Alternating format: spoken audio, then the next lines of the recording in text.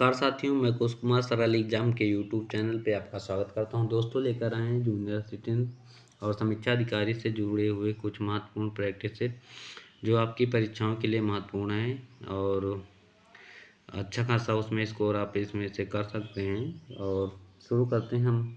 आज का पहला प्रश्न हिंदी से संबंधित है। प्रश्न है हमारा, निम्नलिखित बोली वर्गों से उनसे संबंधित बोलियों के साथ सम्मिलित करें। पश्चिमी हिंदी का दिया मेवाती से, पूर्वी हिंदी बुंदेली से, बिहारी हिंदी बघेली और राजस्थानी मगही से। तो इसको जो सम्मिलित करना है, पश्चिमी हिंदी का संबंध है फिलहाल बुंदेली से, पूर्वी हिंदी का जो संबंध है वो है बघेली की है, और बिहारी हिंदी का जो संबंध है वो है मगही, मगध है ना उधर बिहार में मगध, और राजस्थानी का मेवाती थे। तो इसका जो सही जवाब है 2 3 2 3 4 1 23 41 इसका सही जवाब है 2 3 4 1। इसका सही जवाब है बी ऑप्शन, ये वाला। अगला प्रश्न हमारा है, हिंदी भाषा लिपि किस लिपि जो लिखी गई है किस में लिखी गई है? गुरुमुखी है, ब्राह्मणी है, सौराष्ट्री है, इनमें से कोई नहीं। तो हिंदी जो भाषा लिखी गई है फिलहाल इनमें से कोई नहीं है, क्योंकि देवनागरी है हिंदी की, देवनागरी में लिखी गई ना, ठीक। और जो गुरुमुखी है तो फिलहाल पंजाबी के, सौराष्ट्री महाराष्ट्र के, और इसमें ऑप्शन है नहीं फिलहाल। इसका जो राइट आंसर है देवनागरी लिपि में लिखी गई है।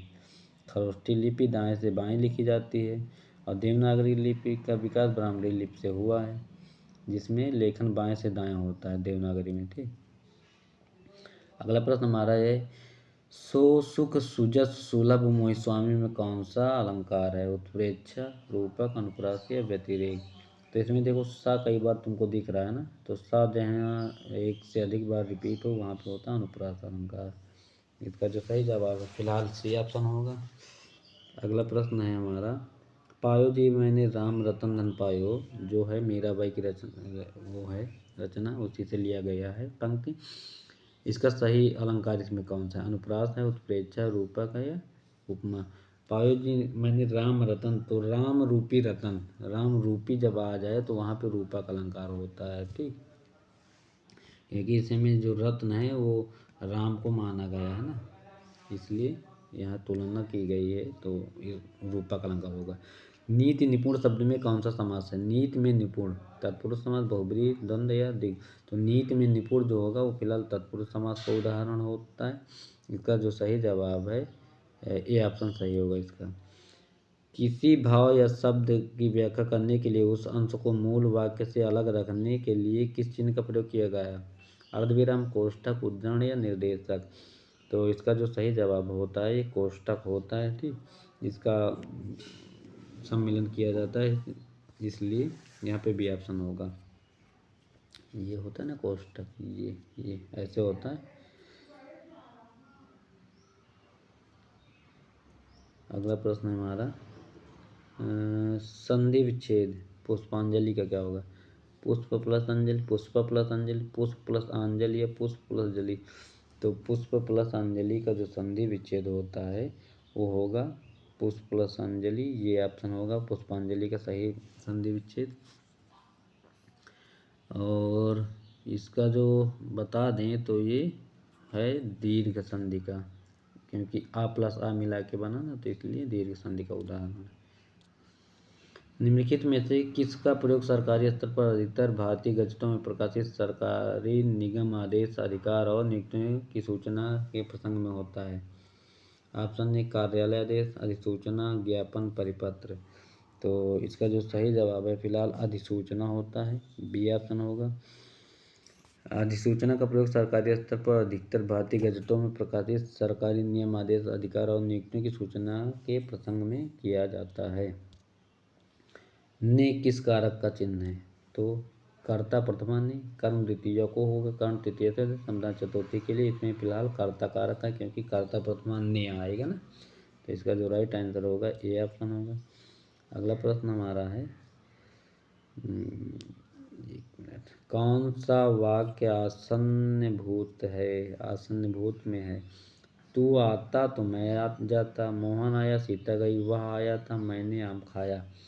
तो इसका जो सही जवाब है मैंने आम खाया, ये डी ऑप्शन है इसका सही आंसर होगा। यह वाक्य आसन्न भूतकाल है। जिस वाक्य में क्रिया की समाष्टि निकट भूतकाल में या तत्काल की सूचित होती है उसे आसन्न भूतकाल कहते हैं। अगला प्रश्न हमारा है प्रेरणा स्टूडियो जाएगी में काल का भेद बताइए। सामान्य वर्तमान काल, सामान्य भविष्य काल, संभाव्य भविष्य काल या अपूर्ण वर्तमान काल। तो इसका जो सही जवाब होगा सामान्य भविष्य काल होगा। ये ऑप्शन बी है इसका राइट आंसर। जब क्रिया से यह ज्ञात होता है कि क्रिया सामान्यतः भविष्य में होती तो वहाँ सामान्य भविष्य काल होता है। अगला प्रश्न हमारा है राम ने कहा मैं घर जाऊंगा। मैं घर जाऊंगा कौन सा वाक्य है? संज्ञा उपवाक्य, विशेषण उपवाक्य, क्रिया विशेषण उपवाक्य या क्रिया उपवाक्य। तो राम ने कहा मैं घर जाऊंगा संज्ञा उपवाक्य होता है। इसका जो सही जवाब है ये ऑप्शन होता है। संज्ञा उपवाक्य शब्दों का वह समूह जो अपना विशेष उद्देश्य तथा विधेय रखता है और एक संज्ञा का कार्य करता है, विशेषकर कर्म का। संज्ञा उपवाक्य प्रायः की से प्रारंभ होता है। ठीक, ये याद रखना की। कर्म के आधार पर क्रिया के कितने भेद होते हैं? 3 होते हैं, 4 होते हैं, 6 या 2 होते हैं। तो इसके आधार पर फिलहाल 2 होते हैं। बता दें कौन कौन से। तो सकर्मक अकर्मक पढ़े ही होगे तो वही होते हैं 2। ठीक, सकर्मक अकर्मक हैं, ये होते हैं 2 ऐसे। अगला प्रश्न भोर का तारा एकांकी के लेखक कौन है? उपेन्द्रनाथ दत्त, जगदीश चंद्र माथुर, धर्मवीर भारती, मोहन डाकेर। तो भोर का तारा एकांकी के जो लेखक है जगदीश चंद्र माथुर हैं। इनकी अन्य रचनाओं की बात करें तो कोणार्क है, ओ मेरे सपने हैं, शारदिया है, 10 तस्वीरें और पहला राजा। ठीक, भोर का तारा फिलहाल किसे कहते हैं? तो शुक्र को कहते हैं, ये भी याद रखिएगा उससे भूगोल से। मेरा छोटा भाई प्रशांत धार्मिक पुस्तकें अधिक पढ़ता है। इस वाक्य में विधेय का विस्तार क्या है? छोटा भाई धार्मिक पुस्तकें अधिक, मेरा भाई प्रशांत ये पढ़ता है। तो प्रस्तुत वाक्य में मेरा छोटा भाई प्रशांत उद्देश्य व उद्देश्य विस्तार। ठीक, धार्मिक पुस्तकें अधिक पढ़ता है इस वाक्य में विधेय है ना, और धार्मिक पुस्तकें अधिक तो विधेय का विस्तार तथा पढ़ता है विधेय है। तो इसमें विधेय पूछा है तो विधेय क्या होगा? ये पढ़ता है विधेय होता है। विलोम की दृष्टि से शुद्ध युग्म विराग चिराग, संयुक्त वियुक्त, सरस अरस, अर्वाचीन समीचीन। तो विराग का विलोम अनुराग होता है। ठीक, सरस का विलोम नीरस होता है, ये भी नहीं होगा। संयुक्त का विलोम जो होगा वियुक्त होता है तथा अर्वाचीन का विलोम प्राचीन होता है। इसका सही जवाब बी ऑप्शन। अगला प्रश्न हमारा है पर्याय शब्दों का कौन सा समूह सही नहीं है? पाठशाला विद्यालय स्कूल, नारी महिला औरत, पहाड़ पर्वत पुस्तक, आग अग्नि अनल। तो इसका जो सही जवाब है सी ऑप्शन नहीं है। पहाड़ पर्वत तो है पर जो पुस्तक है इससे संबंधित नहीं है। अगला प्रश्न हमारा जिस वाक्य में कर्ता की प्रधानता होती है, लिंग वचन प्रायः कर्ता के अनुसार होते हैं वाक्य कहे जाते हैं। तो कर्ता की प्रधानता वाले होते हैं जो कर्तवाच्य कहलाए। तो कर्म की प्रधानता में कर्मवाच्य, भाव में भाव की प्रधानता, तो ये सब होता है। कृपण तथा कृपाण शब्दों का अर्थ क्या होता है? धनवान तथा कटार, कंजूस तथा कटार, कृपाल तथा कटार या कटार तथा कंजूस। तो कृपण माने तो फिलहाल कंजूस होता है और कृपाण माने कटार होता है। इसका सही जवाब बी ऑप्शन होगा। ठीक, सुशिक्षित में उपसर्ग, तो उपसर्ग क्या होता है? पहले लगते हैं तो पहले क्या लगा हुआ इसमें? सु लगा हुआ, सु कहाँ? ये है सु, तो इसका सही जवाब बी ऑप्शन होगा। अचूक विशेषण के साथ उपयुक्त संज्ञा है चोट, नेत्र, निशाना या जवाब। तो इसका जो सही जवाब है अचूक विशेषण के साथ उपयुक्त संज्ञा जो होती है कहाँ है? निशाना चूकना। ठीक, अचूक निशाना होता है ना। अगला प्रश्न हमारा है 22 नंबर, निम्नलिखित में से कौन सा ताला विवरण नहीं है? ठीक, नहीं पूछा है। तो का अकु विसर्जन नियम कंठा का से है ना, ये चूसा नाम तालु होता है, ये चाचा जाजा ये तीनों वर्ण ये तालु के हैं, बट का जो है कंठ वाला होता है, कंठ ना। ये ऑप्शन इसका होगा। निम्नलिखित व्यंजनों में से कौन से व्यंजन का उच्चारण तालु से होता है? तो अभी तालु से हमने बता ही दिया ऊपर, वो इचूसनम तालु थी, ये इचूसनम। चाचा दादा ये वाली, ये कंठ का है। अमंगड़नम नाम नासिका है। महाप्राण व्यंजन जिसमें ज़्यादा ताकत लगती है तो कौन सा है? दूसरा और चौथा होता है। दूसरा और चौथा कौन सा है इसमें? ता था, दाधा, पाफा, बा भा है ना। तो भा जो है महाप्राण व्यंजन के अंतर्गत आता है। और अगले प्रश्न की तरफ चलते हैं। 25वां नंबर है, जिसके हृदय में ममता नहीं के लिए उपयुक्त शब्द क्या होता है? मर्मात, क्रूर, निर्दय या निर्मम। तो निर्मम जो होता है जिसके हृदय में ममता ना हो, निर्दयी जिसके हृदय में दया ना हो, क्रूर तो कट्टरपंथी लोगों से संबंधित है ना। अगला प्रश्न हमारा है गद्यांश से। पहले तो हम गद्यांश पढ़ लेते हैं, 26 से 30 तक इनमें क्वेश्चन आएंगे, 3-4 फ्री के, पढ़ लो अच्छे से। तो शुरू करते हैं। जिन कर्मों में किसी प्रकार का कष्ट या हानि सहने का साहस अपेक्षित होता है उन सबके प्रति उत्कंठा पूर्व आनंद उत्साह के अंतर्गत लिया जाता है। कष्ट या हानि के भेद के अनुसार उत्साह के भी भेद हो जाते हैं। साहित्य में मीमांसकाओं ने इसी दृष्टि से युद्धवीर, दानवीर, दयावीर और इत्यादि भेद किए हैं। जैसे आर्मी वीर चालू है, इस समय अग्निवीर। इनमें सबसे प्राचीन और प्रधान युद्धवीरता है, जिसमें आघात, पीड़ा या मृत्यु की परवाह नहीं रहती है। इस प्रकार की वीरता का प्रयोजन अत्यंत प्राचीन काल से चला आ रहा है, जिसमें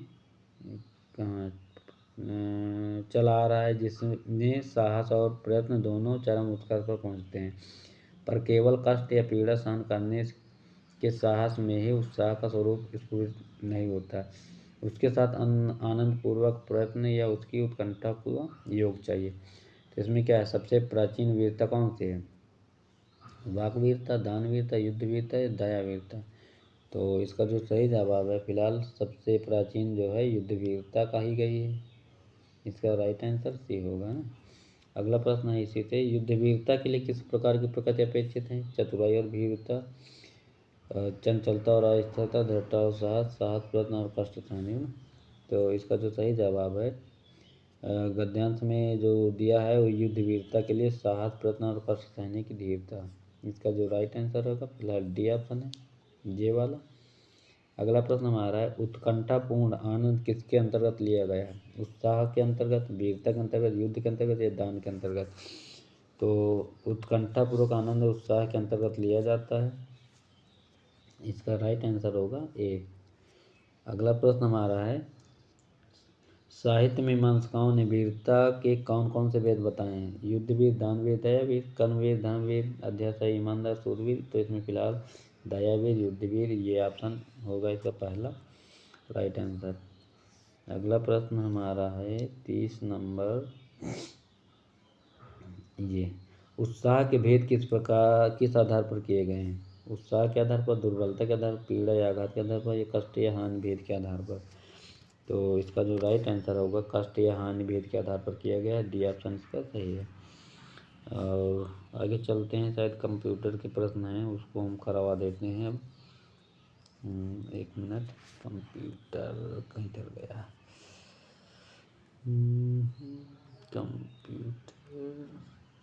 कंप्यूटर है या जीएस है? जीएस के प्रश्न हैं तो वो करते हैं जीएस के ना। प्रश्न नंबर है मेरा 46 नंबर, 1 मिनट। महाभारत में वर्णित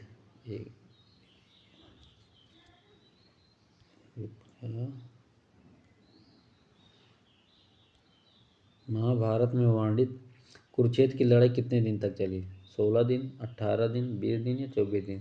तो जो महाभारत की लड़ाई कुरुक्षेत्र हरियाणा में हुई थी वो फिलहाल 18 दिन चली है। ठीक, 18 पुराण इसीलिए हुए ना। अगला प्रश्न है, बुद्ध ने पहला धर्मोपदेश देते हुए अपने मत की आधारशिला कहाँ रखी थी? झांसी में, बोध गया, कौशाम्बी या सारनाथ? तो बुद्ध ने अपना पहला जो उपदेश दिया था वो फिलहाल दिया था सारनाथ में दिया था ना। बोध गया में इनको ज्ञान प्राप्त हुआ था। और महात्मा बुद्ध के बारे में बात करें तो गौतम बुद्ध का जन्म कपिलवस्तु के निकट लुम्बिनी नामक स्थान पर हुआ था। ठीक, 483 ईसा पूर्व में। बुद्ध ने अपना पहला धर्मोपदेश सारनाथ दिया था, वाराणसी में। यहाँ उन्होंने 5 ब्राह्मण सन्यासियों को पहला उपदेश दिया, जिन्हें बौद्ध धर्म में धर्मचक्र प्रवर्तन के नाम से जाना जाता है। बुद्ध को परिनिर्वाण कहाँ प्राप्त हुआ? परिनिर्वाण मतलब इनकी मृत्यु कहाँ होती है? बोध गया में, कुशीनगर या राजगृह या वैशाली? तो बुद्ध को जब महापरिनिर्वाण हुआ था वो फिलहाल कुशीनगर या कुशीनारा में हुई थी। ठीक, ये जो है बिहार से सटा हुआ जिला है, यूपी का पूर्वी जिला पड़ता है कुशीनगर। और 483 में इनको महापरिनिर्वाण हुआ था। बौद्ध ग्रंथों में इसे महापरिनिर्वाण कहा जाता है। बोध गया उरुवेला में महात्मा बुद्ध को ज्ञान की प्राप्ति हुई है। ऋषि पत्तन सारनाथ में उन्होंने अपना प्रथम उपदेश दिया, जिसे धर्मचक्र प्रवर्तन की संज्ञा दी थी। चुंग द्वारा चावल देने की वजह से इनकी मृत्यु हो गई थी, 82 वर्ष की उम्र में शायद। इनमें से कौन सी भारतीय क्षेत्र में एक खाड़ी नहीं है? कच्छ की खाड़ी, कैम्बे की खाड़ी, खंबात की, मन्नार की खाड़ी या अकाबा खाड़ी? तो इसका जो सही जवाब है, अकाबा की खाड़ी के किनारे मिस्र, इजराइल, जॉर्डन और सऊदी अरब देश स्थित हैं। तो इसका यही है, फिलहाल डी ऑप्शन इसका सही नहीं है, भारतीय क्षेत्र में नहीं आता। नागार्जुन सागर बांध किस नदी पर है? कावेरी, गंगा, कृष्णा या गोदावरी? तो नागार्जुन सागर जो बांध है ये फिलहाल कृष्णा नदी पे है, क्योंकि जो नागार्जुन थे खगोलविद, इन्हीं के नाम पे इसका नाम रखा गया, क्योंकि ये आंध्र प्रदेश तक रहने वाले थे। कृष्णा नदी की लंबाई की बात करें तो 1401 किलोमीटर इसकी कुल लंबाई है। ठीक, इसी पे यह बांध बनाया गया है। अगला प्रश्न महाराष्ट्र सुमेलित करने के लिए है। पुलिकट झील उड़ीसा, चिल्का राजस्थान, वुलर तमिल और सांबर झील कश्मीर में। तो पुलिकट झील जो है फिलहाल वो पड़ेगी इधर तमिलनाडु में। चिल्का झील उड़ीसा की है, वुलर झील जम्मू कश्मीर की है और सांबर राजस्थान की। तो इसका जो सही जवाब है फिलहाल 3, 1, 4, 2, 31, 42 इसका सही जवाब होगा। कहाँ 31, 42? पहला ऑप्शन सही है ना, 31, 42 ये है। अगला प्रश्न है, बिटकॉइन क्या है? डेटा संग्रहित करने की एक डिवाइस, डेटा मापने की एक इकाई, चिप्स के बारे में एक नियम, डिजिटल मुद्रा का रूप। तो बिटकॉइन जो होता है फिलहाल ये कंप्यूटर संबंधित है, डेटा मापने की एक इकाई होती है बिट। ठीक, इसका आंसर ये होगा। किसी एक केंद्रीय बैंक द्वारा नहीं, सॉरी, ये वो होता है बिटकॉइन, कॉइन अलग होता है। इसका सही जवाब होगा मुद्रा है। बिटकॉइन एक केंद्रीय डिजिटल मुद्रा है। ठीक, ये इसका ये है, वो अलग है, बिट अलग होता है। यह किसी केंद्रीय बैंक द्वारा संचालित नहीं होता। यह एक ऐसी मुद्रा है जिसे ना तो देखा जा सकता और ना ही स्पर्श किया जा सकता। यह एक प्रकार की आभासी मुद्रा है। ठीक, किसके बढ़ने के फलस्वरूप निजी निवेश में वृद्धि की अधिक संभावना होगी? व्यक्तिगत कर, नई पूंजी पर अनुमानित प्राप्त, शेयरों की कीमत या ब्याज दर? तो नई पूंजी पर अनुमानित प्राप्ति की वृद्धि फलस्वरूप निजी निवेश में वृद्धि की अधिक समानता होती है। तो नई पूंजी का इसका ऑप्शन बी है सही। जबकि व्यक्तिगत कर, शेयरों की कीमत एवं ब्याज दर की वृद्धि होने से निजी निवेश में कमी होगी। अगला प्रश्न हमारा है 54 नंबर, कहाँ ये, बैंक दर का अर्थ क्या होता है? देश के केंद्रीय बैंक द्वारा ली जाने वाली आधिकारिक ब्याज दर, बैंकिंग संस्थाओं के लाभ की दर, अनुसूचित बैंकों द्वारा ली जाने वाली ब्याज दर या साहूकारों द्वारा ली जाने वाली ब्याज दर? तो बैंक दर देश के केंद्रीय बैंक द्वारा ली जाने वाली, ये है पहला ऑप्शन इसका सही होगा, ले जाने वाली दर को कहते हैं। यह दर यह वह दर होती है जिसे आरबीआई वाणिज्यिक बैंकों को ऋण देती है। ठीक, और इसको वापस लेता है ब्याज के साथ, तो उसे रिवर्स रेपो रेट कहते हैं। भारतीय संविधान कितने शब्दों का बना हुआ है? तो 40,000, 60,000, 80 या 1,20,000? तो इसका जो सही जवाब है, यह लागत 12 लाख शब्दों में ये है, इसका 1,20,000 शब्दों में लिया गया। भारतीय संविधान द्वारा भारत के संविधान का निर्माण किया गया है। मूल संविधान में 22 भाग हैं, 395 अनुच्छेद तथा 8 अनुसूचियाँ। वर्तमान में गणना की दृष्टि से 25 भाग हैं लगभग, और 468 अनुच्छेद हैं तथा 12 अनुसूचियाँ हैं। भारतीय संविधान विश्व का सबसे लंबा संविधान है। और सबसे छोटा संविधान बात करें तो अमेरिका का, जिसमें 7 अनुच्छेद हैं। और ब्रिटेन का कोई भी संविधान नहीं है लिखित। भारत के संविधान का कौन सा अनुच्छेद राष्ट्रीय महत्व के स्मारकों और संरक्षित वस्तुओं की सुरक्षा से संबंधित है? अनुच्छेद 48, अनुच्छेद 48 है, 49 या अनुच्छेद 50। तो इसका जो सही जवाब है अनुच्छेद 49 का संबंध राष्ट्रीय महत्व के स्मारकों से है, ये है इसका राइट आंसर सी। अनुच्छेद 48 जो है ये है कृषि एवं पशुपालन है, और अनुच्छेद 48 से पर्यावरण सुरक्षा से है, और अनुच्छेद जो 50 है न्यायपालिका एवं कार्यपालिका का पृथक्करण है इसमें है। इनमें से क्या भारतीय नागरिकों को आर्थिक न्याय प्रदान करता है? इनमें से कोई नहीं। राज्य के नीति निर्देशक तत्व, मौलिक कर्तव्य, मौलिक अधिकार। तो राज्य के नीति निर्देशक तत्व हैं जो वो इससे संबंधित ऑप्शन बी जो आयरलैंड से लिया गया 3651 में इसका वर्णन किया गया है ना। मौलिक कर्तव्य रूस से लिया गया, मौलिक अधिकार अमेरिका से लिया गया है। प्रकाश वर्ष किसके मापन की इकाई है? हवाई जहाज की गति। 1 वर्ष में निर्वात में प्रकाश द्वारा चली गई दूरी, 1 वर्ष में निर्वात में ध्वनि की चाल, 1 वर्ष में मापी गई रॉकेट। तो इसका सही जवाब प्रकाश की चाल है, जो पृथ्वी और सूर्य के बीच की दूरी को मापता है।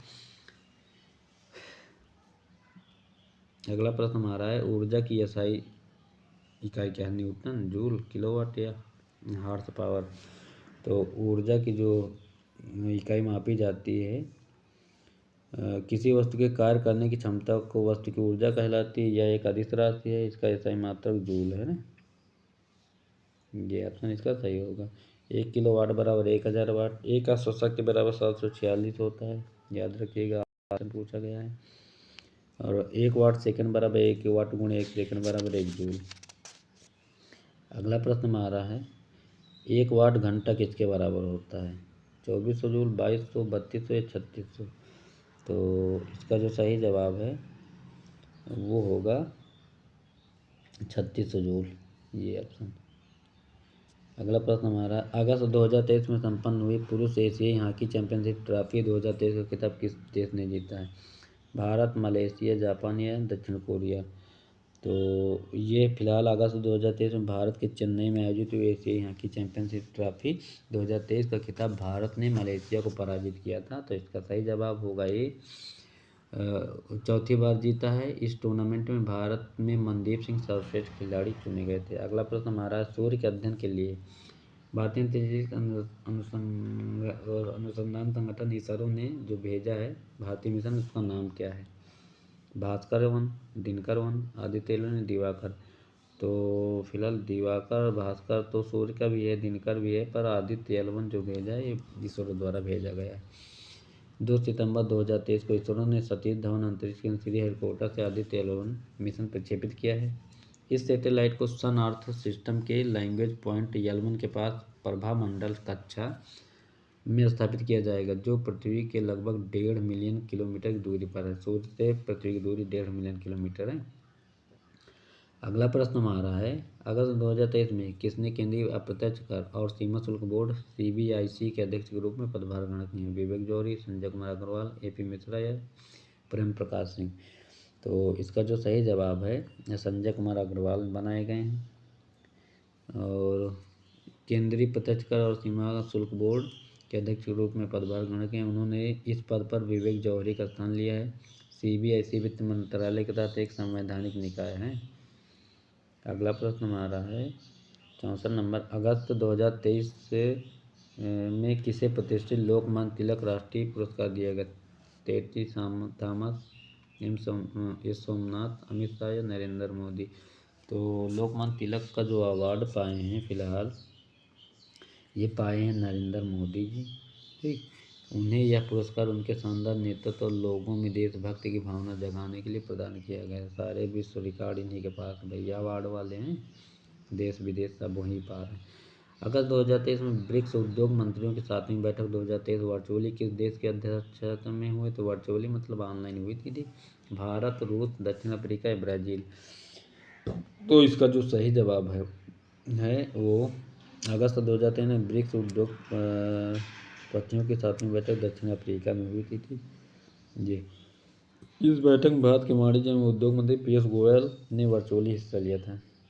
पहला कंप्यूटर बनाया गया था, किसने बनाया? Bill Gates, bill Clinton, Charles Babbage या मार्कोनी? तो इसका पहला कंप्यूटर बनाने वाले चार्ल्स बेबेज थे, बिल गेट्स नहीं थे। ये इसका सही आंसर होगा। कंप्यूटर के प्रश्न पढ़ लेते ना।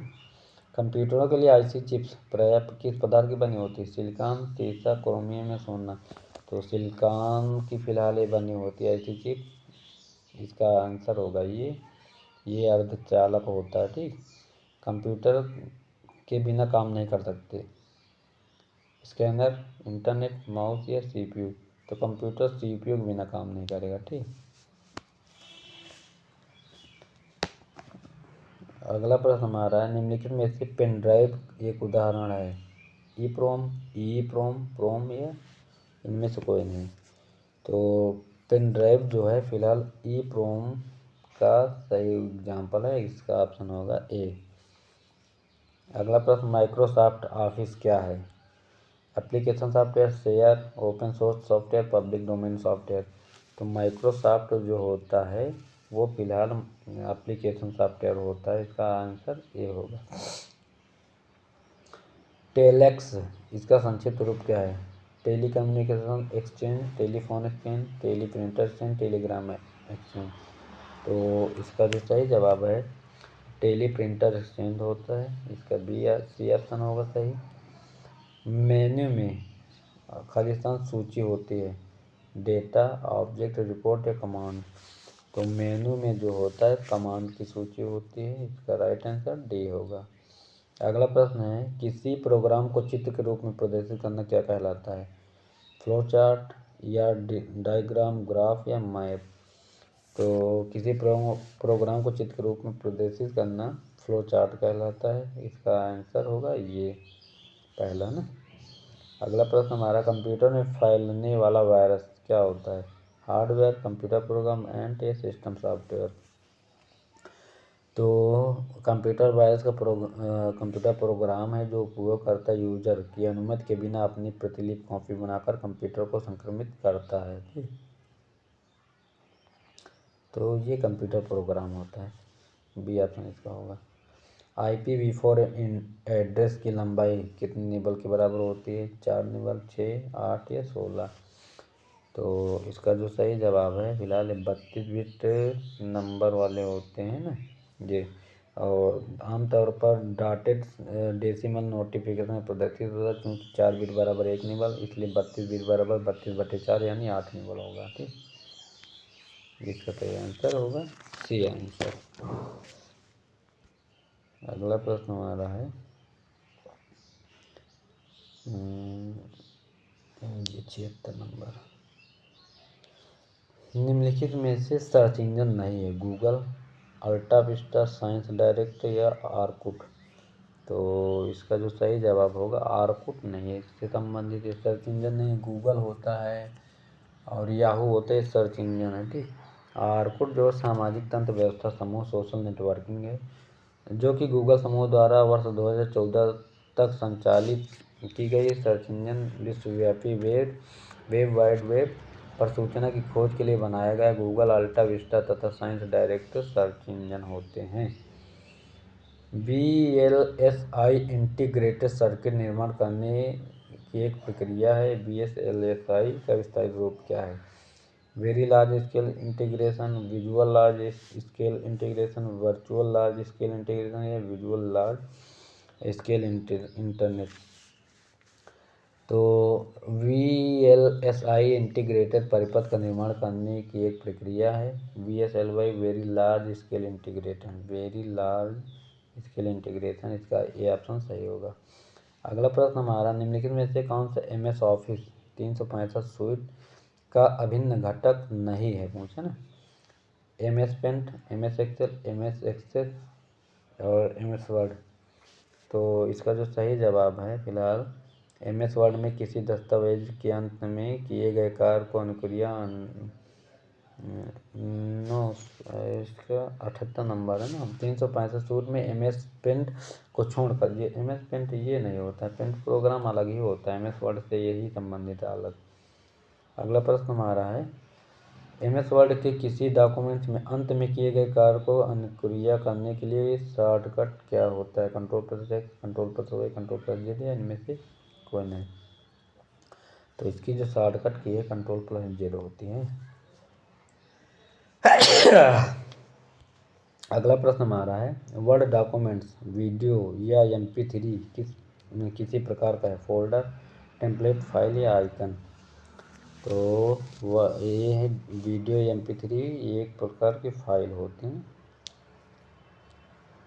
मोतीलाल नेहरू बाल संग्रहालय कहाँ है?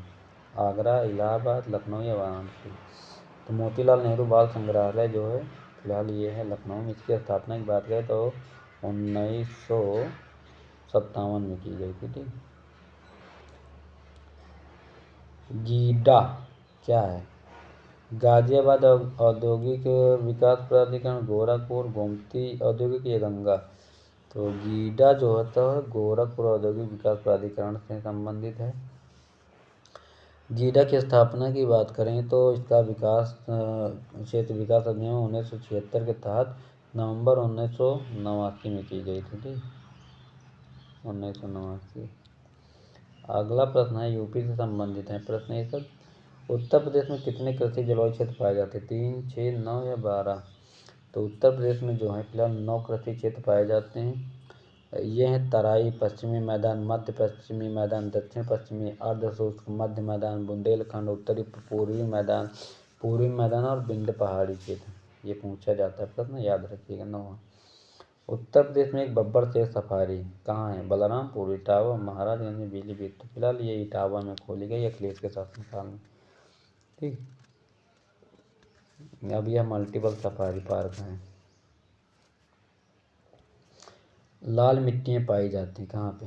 आगरा तथा मथुरा, एटा तथा मैनपुर, मिर्जापुर एवं झांसी, सीतापुर और बाराबंकी? तो लाल मिट्टी जो है फिलहाल झांसी मंडल, मिर्जापुर एवं सोनभद्र जिले में पाई जाती है। इन जिलों के ऊपरी पठारी भागों में पाई जाती है ये मिट्टी। यह 2 प्रकार की होती है, परवा और रक्कर। तो इसका जो सही जवाब है सी ऑप्शन, मिर्जापुर और झांसी में पाई जाती है। और लाल मिट्टी उधर पाई जाती है ना, महाराष्ट्र की तरफ। उत्तर प्रदेश का परीक्षा बांध किस नदी पर बनाया है? बेतवा, केन, रिहंद या रोहड़ी? तो परीक्षा बांध जो है और झांसी में बेतवा नदी पे बनाया गया। इसका राइट आंसर होगा ए ऑप्शन।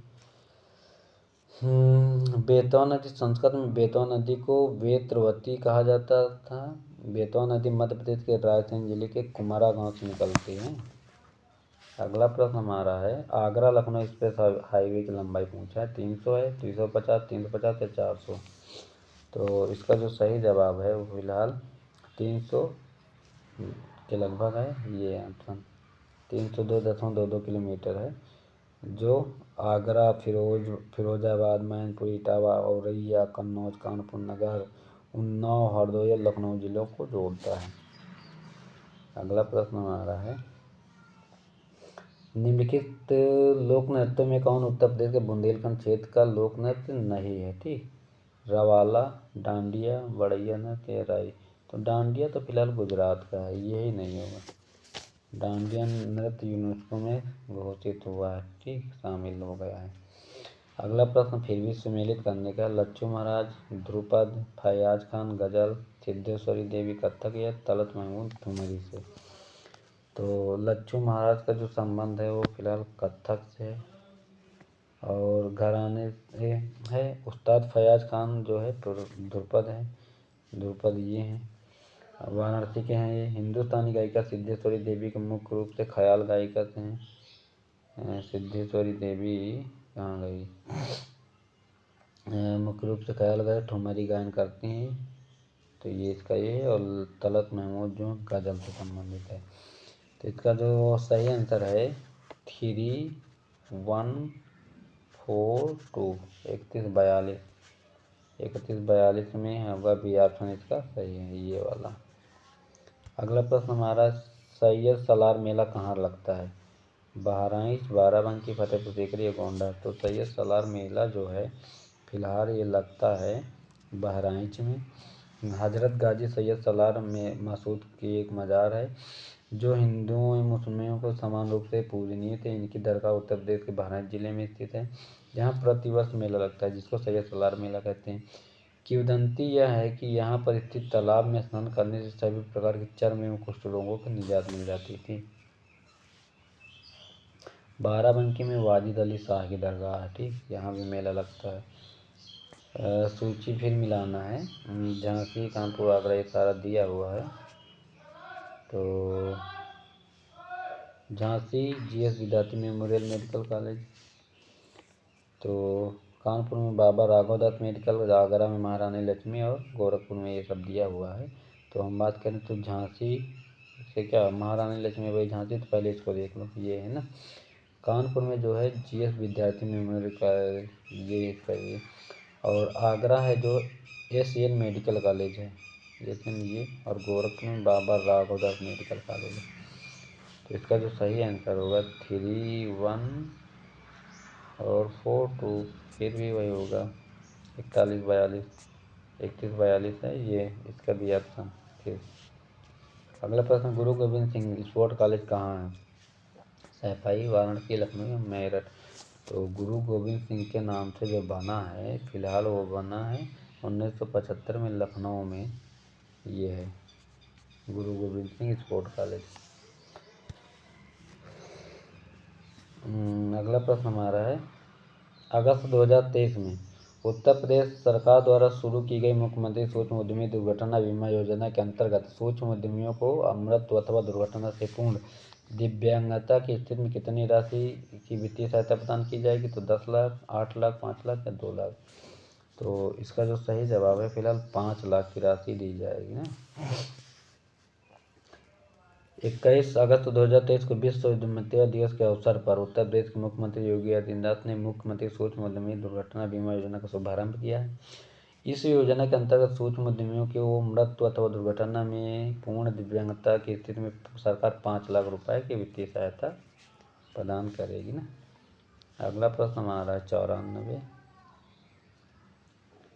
अगस्त में 2023 में स्वीकृत उत्तर प्रदेश शिक्षा सेवा चयन आयोग मुख्यालय कहाँ का? प्रयागराज, लखनऊ, वाराणसी या गोरखपुर। तो इसका जो सही जवाब है फिलहाल प्रयागराज में ही होगा। अभी तक ये पूर्ण रूप से काम चालू नहीं हुआ, 2 साल हो गए हैं, ठीक। लड़कों की ज़िंदगी एकदम पूरा बर्बाद करके रख दिया इस आयोग ने। इस आयोग में एक अध्यक्ष होगा, 12 सदस्य होंगे। आयोग के अध्यक्ष एवं सदस्यों का कार्यकाल अधिकतम 3 वर्ष या 65 वर्ष की आयु तक होगा। ये न बन पाएगा न भर्तियाँ कभी यूपी में आएंगी। जुलाई 2023 में उत्तर प्रदेश के किस संस्थान ने आत्मघाती ड्रोन तैयार करने में सफलता प्राप्त की? कानपुर, बनारस हिंदू, इलाहाबाद या लखनऊ। तो इसका जो सही जवाब है फिलहाल IIT कानपुर में इसने सफलता हासिल की है। यह ड्रोन दुश्मन के ठिकाने पर जाकर खुद ही फट जाएगा अपने मन से। उत्तर प्रदेश में रीजनल फिल्म सिटी कहाँ खोली जाएगी? गोरखपुर, लखनऊ, आगरा या नोएडा। तो ये जो फिल्म सिटी है लगभग 500 करोड़ रुपए में गोरखपुर में बनाई जाएगी। नोएडा में भी बनेगी, ठीक, फिल्म सिटी। राज्य में फिल्म सिटी का निर्माण नोएडा में किया जा रहा है। अगर तीसरी होगी अपने यूपी में, नोएडा में सुमेलित करना है। भारतीय गन्ना अनुसंधान और क्या क्या दिया है, सरदार वल्लभ भाई पटेल कृषि विश्वविद्यालय। तो हम मिलाना शुरू करते हैं। भारतीय गन्ना अनुसंधान जो है फिलहाल ये लखनऊ में है, और सरदार वल्लभ भाई पटेल वाला कहाँ है? ये है मेरठ में। राष्ट्रीय चैम्बर ऑफ उद्योग का वाणिज्य ये है आगरा में ये, और इसका सहारनपुर। पेपर टेक्नोलॉजी ना, जो आए पहले उसको मिला लो कि कंफर्म हो जाएगा। तो इसका सही जवाब क्या होगा? 3, 1, 4, 3, 1, 3, 1, 4, 2 है, फिर वही होगा 31, 42 सी ऑप्शन। अगला प्रश्न हमारा है, सूची फिर मिलानी है। कृत्रिम अंग, सीमेंट, टेराकोटा ये सब दिया हुआ ना।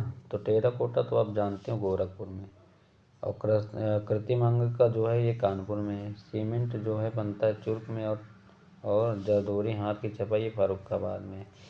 तो इसका जो राइट आंसर होगा 2, 1, 4 3 21 43। इसका तो ऑप्शन होगा सी, सही है, ऑप्शन नंबर सी। अगला प्रश्न हमारा है, अक्टूबर 2021 तक उत्तर प्रदेश राज्य में कुल कितने नगर निगम हैं? तो नगर निगम की बात करें तो फिलहाल यूपी में 17 नगर निगम है, ठीक। और प्रदेश में 200 नगर पालिका परिषद तथा 546 नगर पंचायतें हैं, याद रखिएगा। लखनऊ में स्थित रूमी दरवाजा एक पूछा गया क्वेश्चन है पिछले एग्जाम में, इसी जूनियर असिस्टेंट में। तो रूमी दरवाज़ा की जो ऊंचाई है 60 मीटर है फिलहाल ये। इसको बनाने वाले नवाब आसफुद्दौला थे। शासनकाल की बात करें तो 1784 से 86 तक था, 2 साल हैं ये। यह कहा जाता है कि यह तुर्की में कॉन्स्टेंटिनोपल में प्राचीन पोर्टल पर डिजाइन किया गया और इसे तुर्की गेट भी कहा जाता है। तो ये थे आज के हमारे कुछ महत्वपूर्ण प्रश्न जो आपकी आगामी परीक्षा के लिए महत्वपूर्ण स्थान रखते हैं। और उम्मीद है कि यह वीडियो आपको पसंद आया होगा। और सभी लोग लाइक कमेंट करना ना भूलें। जो भी आपको दिक्कत महसूस हो आप कमेंट बॉक्स में डाल दीजिएगा, हम पढ़ के उसके ऊपर विचार करके आपके मुताबिक जो भी चाहते हैं क्लास बनाएंगे। फिलहाल कुछ घरेलू कामों की वजह से क्लास नहीं दे पा रहे थे। और रेगुलर अब आपको क्लास मिलती रहेगी और रेगुलर आप लोग पढ़ाई करते रहें। और जो भी मेरे नए दोस्त इसमें जुड़ रहे हैं तो चैनल को सब्सक्राइब करते रहें। और मेरे जो भी दोस्त देखते हैं कृपया कम से कम 1 या 2 लोगों तक तो पहुंचा दीजिए, जिससे सब्सक्रिप्शन हमारा बढ़ता रहे और फिर हम और भी अच्छा इसमें काम करें। तब तक के लिए बाय, मस्त रहिए, पढ़ते रहिए। थैंक्स।